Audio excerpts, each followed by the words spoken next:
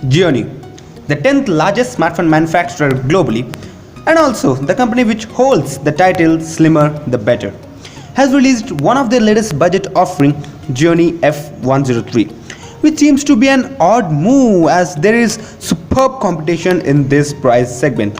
But still, the question here rises is not that if it was a good move from the company or not, but rather, is it worth spending the price that the company is asking for?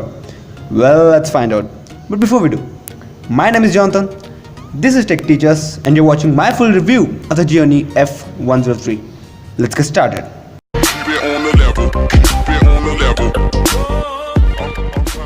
Before we get into the full review of the device, why don't we go and get through all of the specifications first.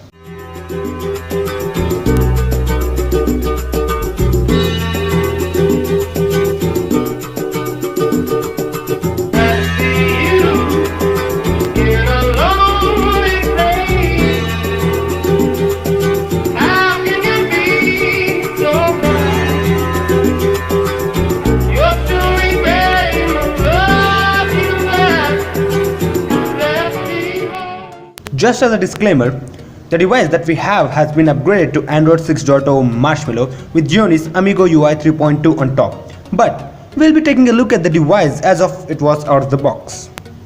So as always, let's start with the build. On the right, we have the power lock and lock key and volume rocker. Both are quite clicky, but they are not that sturdy. On top, we have the 3.5mm headphone jack, and at the bottom, we have micro USB port which does support OTG. And on the left, it's clean. And wait, you might be wondering that where are we gonna put the SIM and SD cards if there aren't any slots? Then here is the answer for that, as the smartphone, despite having a gorgeous look, has the benefit of replaceable back, and with that we have a look at the 2500 mAh battery, dual SIM slots and a separate SD card slot. So again, no hybrid business over there. Coming on to the front, we have a 5-inch HD display with 294 ppi, and the display is something that I was let down by a lot. No, don't get me wrong, 294 ppi is decent number and I'm not that huge a pixel peeper, but still, from a distance that we normally operate our smartphones, I was able to spot the pixels, so that's a bummer for me. And the viewing angles are nothing to scream about either. It is the case with all other IPS LCD displays and it's decent, but where I was let down is that there is no protection on top. I would have not minded if it were at the same price of the coolpad Note 3 Lite, but for the price that the company is asking, that's not fair. And enough about display now, let's talk performance. The f103 runs on a MediaTek MT6735P quad-core SoC, running on a clock speed of 1.3 GHz. Mali's 720MP 2GP holds the graphic duties. 3GB RAM and 16GB inbuilt storage are a bonus. And yes, it is the same combination that we have seen on coolpad Note 3 Lite. And there are more similarities than differences between this and the coolpad Note 3 Lite. And taking the similarities out of our brains, the Gionee f103 is a fast device. Apps open up fast, animations are slick, and there is little to no lag in the game that we throw at it. And it is a fast phone, but that doesn't mean that the SoC is powerful. Instead, it is due to the fact that the processor doesn't need to push many pixels as it is just a 720p panel. Nonetheless, this smartphone can handle most of the heavy graphic intensive games with ease. And memory management is quite good too. Obviously, it is expected with that 3 gigs of RAM on board. Moreover, the speakerphone is actually quite loud. But as is the case with any backfiring one, the audio feels muffled when placed down, but still it holds up quite great. And the headphone playback is nothing to run home about either. It will certainly get the job done. Which brings us to cameras. The Gionee f103 sports an 8MP rear camera with f2.0 aperture, single LED flash, and the camera interface actually reminds me of a Fruity Tech Giant. And there are a lot of modes available, but what I like most is that you can set focus at a different level and exposure at a different. That's quite handy, but the pictures took with the smartphone are above average. The dynamic range is acceptable, the details are soft, night shots are nothing to scream about either. But I was actually surprised that it outperformed the coolpad Note 3 Lite in terms of camera performance by a margin, despite it having lower megapixel count, and this is one among the cases where it shows that megapixels aren't everything. And the 1080p video performance is quite good too. The bitrate is smooth, there is little color shift when panning, but the contrast levels are a bit soft. Where it actually struggles is continuous autofocus while shooting. It takes a lot of time to focus. Apart from that, it's quite good. The 5MP front camera takes good selfies. It is actually better than the rear camera. And there is face beauty, which makes you look better by removing some marks on your face. And it shoots 720p videos as well. Overall, if I need to say something about the cameras on this smartphone, they are not the strongest point of the smartphone. And speaking about strong points, let's talk software.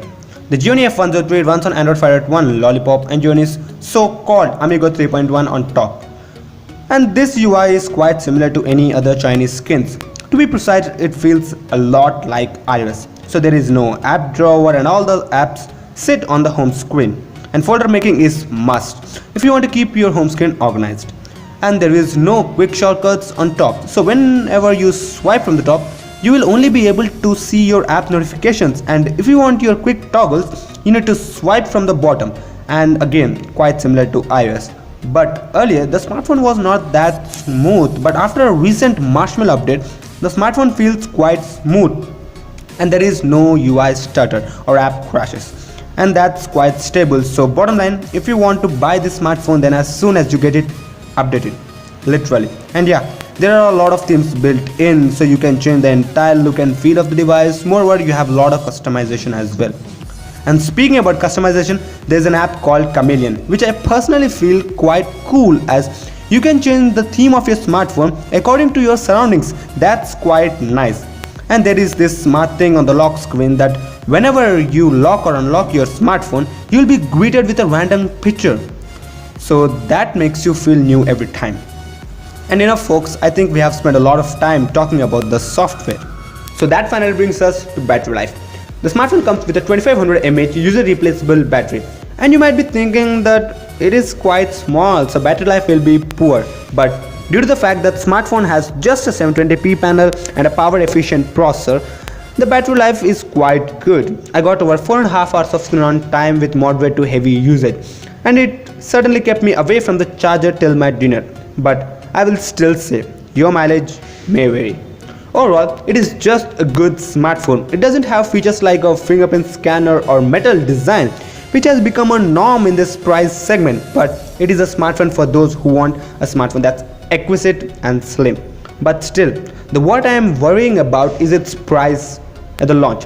For a launch price of 10,999 INR, it directly competes with the Lenovo 11s. So it was not a great buy. But after a couple of slashes in the price, the smartphone has dropped for 8,999, which I still think is a bit pricey. Because you can buy the cheaper coolpad Note 3 Lite for just 6,999 and save your penny, or pay 1,000 more and get the Meizu M3 Note.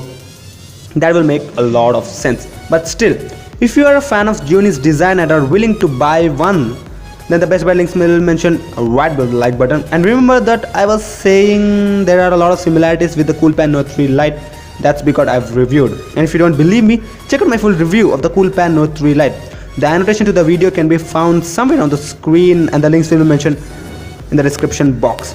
And that pretty much winds up the video. Hopefully enjoyed the content. If you did, then feel like the one who's smiling in front of the camera for crossing 100 subs recently feeling, make sure to crack that like button. But if you thought this video sucked, don't hesitate to give me a thumbs down and let me know in the comments down below what you didn't like, so that I can keep up and come with a good one for the next time. But if you thought this video was good and you really appreciate it, go ahead and subscribe. Until then, this has been your host Jonathan from TechTeachers, reminding you to check out my last review, the Lenovo Z1. Until then, thanks for watching.